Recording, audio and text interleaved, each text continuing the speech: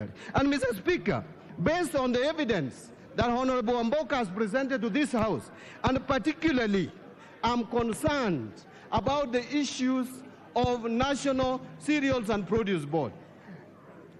Mr. Speaker, the first question that I would ask those who want to oppose this motion, are you telling us that National Cereals and Produce Board would go ahead with the budgetary provision given by this House as proposed by the Cabinet Secretary, presented to us?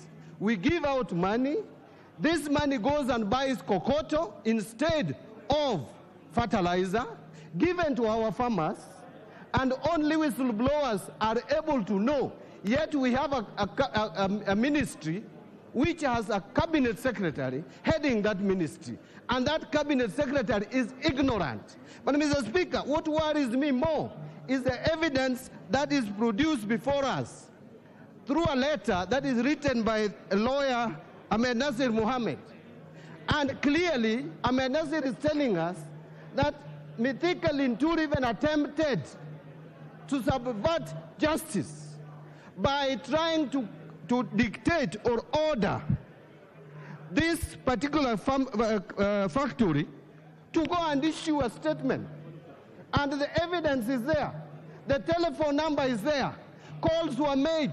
Safari can confirm the same. And that is why I want to plead with this House, Mr. Speaker, that this is a matter that we cannot treat casually.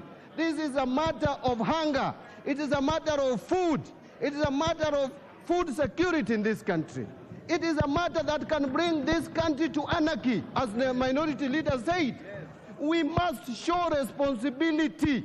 You are elected by your people to come and speak for them. They don't have a voice. They cannot talk to Mithika Linturi. It is you who can speak to Mithika Linturi. It is you who can speak to William Ruto, who appointed Mithika Linturi. And when these cabinet secretaries were appointed, Mr. Speaker, I remember saying that this is going to go in the records of history as the most incompetent cabinet. And you can already see that some people are protecting, Mr. Speaker, Mithika Linturi and claiming that he was ignorant of what was happening in National Cereals and Produce Board.